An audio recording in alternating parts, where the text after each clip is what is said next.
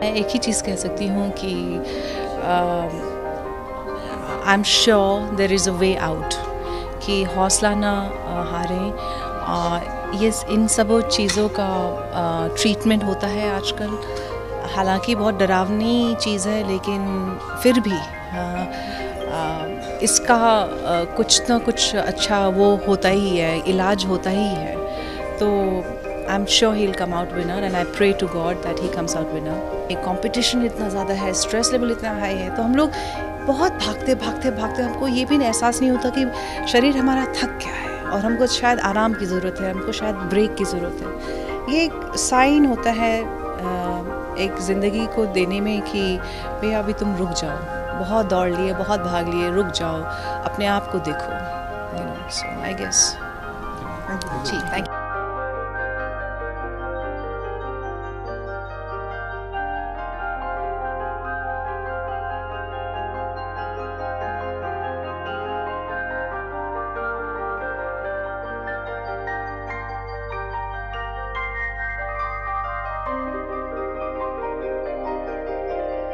मैं खुद इंस्पिरेशन लेता हूँ इनसे। आई थिंक जब ये लोग इतने कम उम्र में इतनी बड़ी चीज कर सकते हैं तो आगे जाके तो कुछ भी कर सकते हैं। कोई देश they can tomorrow these can be the leaders of our country, honestly, and we need to protect this because India is a country which is known for so much love and known for humanity and brotherhood. And honestly, when I come here and I see these things, it just makes me feel so good and I feel so proud to be an Indian, honestly.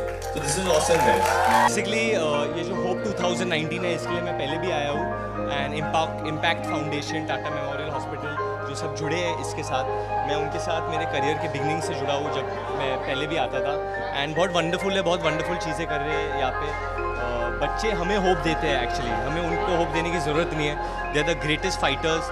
इतने कम उम्र में ये बच्चे cancer जैसे deadly disease को defeat करते हैं, लड़ते हैं, बहुत ही बड़ी बात है। एंड ऐसे जो फाउंडेशंस हैं उनकी बहुत मदद करते हैं।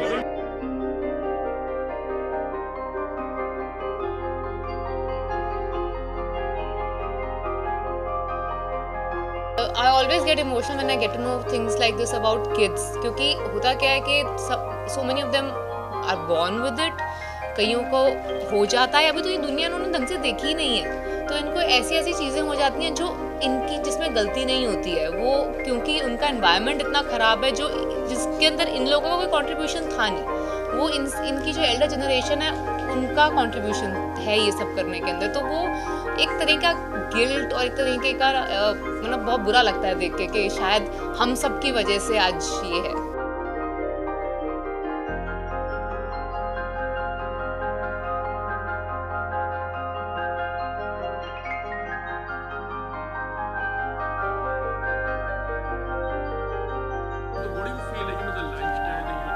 यार अभी अनफॉर्चुनेटली क्या है ना, it's a disease that nobody has an answer और a cure for. It's not one kind of cancer, इतने तरह के कैंसर है, इतने पहलू है इनको लेकर। मेडिकली अगर बात करें तो मैं एक्सपर्ट नहीं हूँ, ना ही कोई आम आदमी होगा।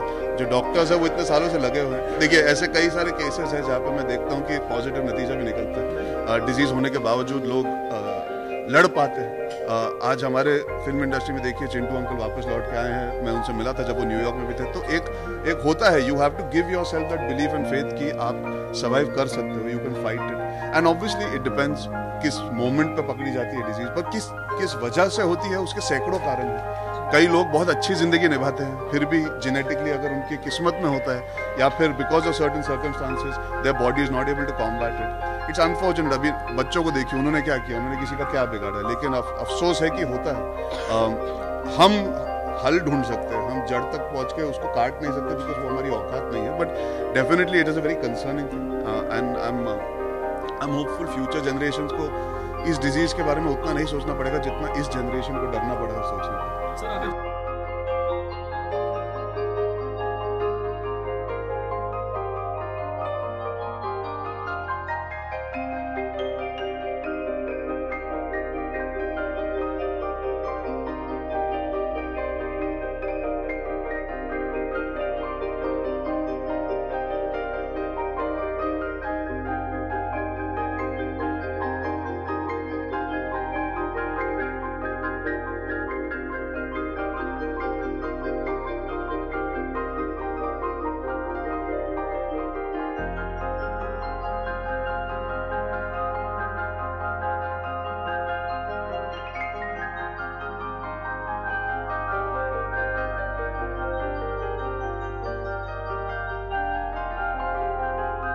कैंसर से पीड़ित बच्चे, फैमिलीज़ आती हैं दूर दूर से, कभी मुंबई के नहीं होते, गांव से आते हैं, दूसरे शहर से आते हैं। और एक तो कैंसर ऐसी बीमारी है जो सुनकर ही पहले डर लग जाए, फिर इसकी ट्रीटमेंट करवाने के लिए तो बहुत पैसे लगते हैं। चलिए ट्रीटमेंट भी हो जाए, मगर जो लोग मुंबई से बाहर से आते हैं इस ट्रीटमेंट के लिए, रहने को घर है नहीं है, छत है नहीं है, तो एक तो इतनी बड़ी बीमारी का सामना करना, फिर इन चीज़ों की ज़रूरत पड़नी, ये एक बहुत बड़ी समस्या हो जाती है उनके लिए।